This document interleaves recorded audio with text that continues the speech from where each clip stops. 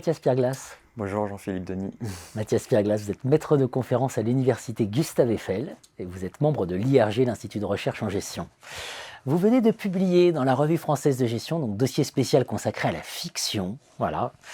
Écrire de la fiction pour vivre la théorie des organisations, le roman dont vous êtes le héros, un dispositif pédagogique innovant.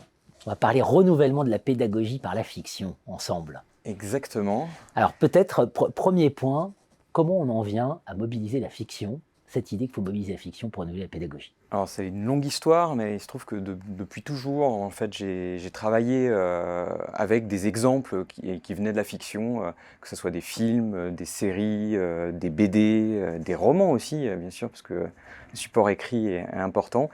Et il se trouve que c'est bien pour donner des exemples, mais c'est peut-être pas suffisant pour mettre les étudiants en action, en fait. Et comme les sciences de gestion sont des sciences de l'action collective, et l'idée c'est de les mettre en action collectivement. Voilà. Et donc le dispositif qui est présenté dans ce papier est justement un dispositif qui va permettre de mettre les étudiants en action dans une posture de penseurs finalement des organisations qui les entourent, mais ces organisations qui les entourent ne sont pas forcément accessibles.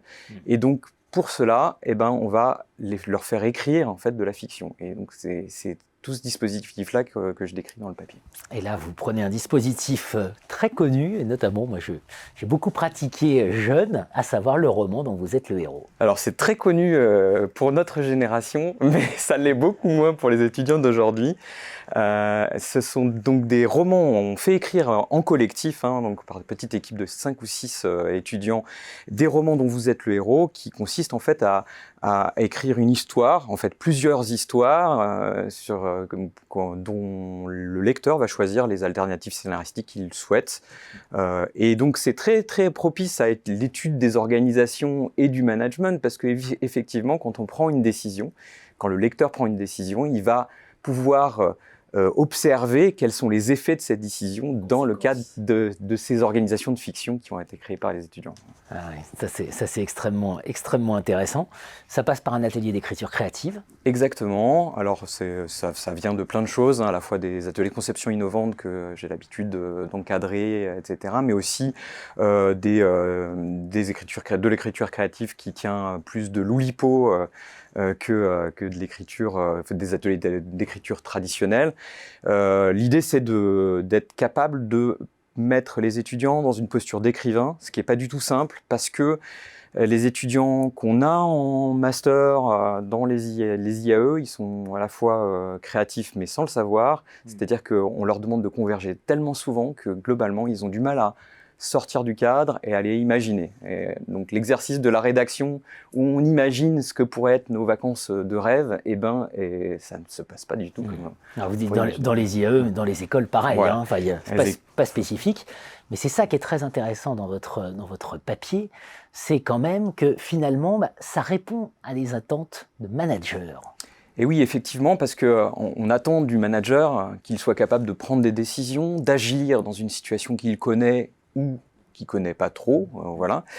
Et par ailleurs, on lui demande aussi d'être un peu réflexif, c'est-à-dire que globalement, il faut qu'il soit capable de réfléchir sur les actions qu'il va prendre, d'observer ce qui se passe autour de lui, et donc d'élaborer bon an, mal an, une stratégie, etc. Et donc tout ça au cours de l'action, et ça c'est pas toujours possible avec les dispositifs pédagogiques traditionnels. On en a plein, des études de cas, donc qui supposent d'avoir défini un cadre très précis, avec des questions très précises pour y répondre, avec des solutions pratiquement clés en main pour pouvoir les appliquer, un peu bêtement.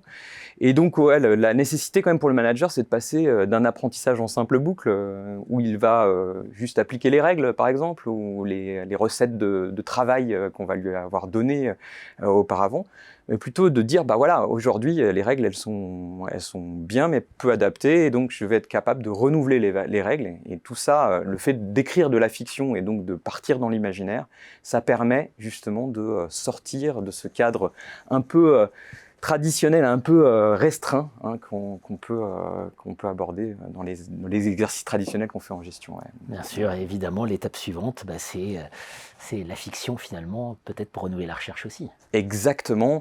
L'idée, alors je n'ai pas encore expérimenté cette chose-là, mais ça serait super intéressant de monter une petite équipe de chercheurs pour aller écrire de la fiction pour faire de la recherche en fait, en sciences des organisations au sens large, en sciences, en sciences du management, voilà, donc de cette manière-là. Et ça permettrait peut-être de trouver des choses nouvelles, à la fois de créer des organisations nouvelles qui n'existent pas, inédites évidemment, puisque ça sort de l'imagination. Alors bien sûr, on ne crée pas à partir de rien, mais on pourrait trouver des jolis hybrides, voilà, qui seraient intéressants, et puis voir un peu comment ces organisations de fiction, eh bien, pourraient vivre dans un monde plus ou moins réel, en tout cas avec plus ou moins de proximité avec le réel. Tout à fait passionnant. Écrire de la fiction pour vivre la théorie des organisations, le roman dont vous êtes le héros, un dispositif pédagogique innovant, dossier spécial de la Revue française de gestion consacré à ce que la fiction fait aux organisations.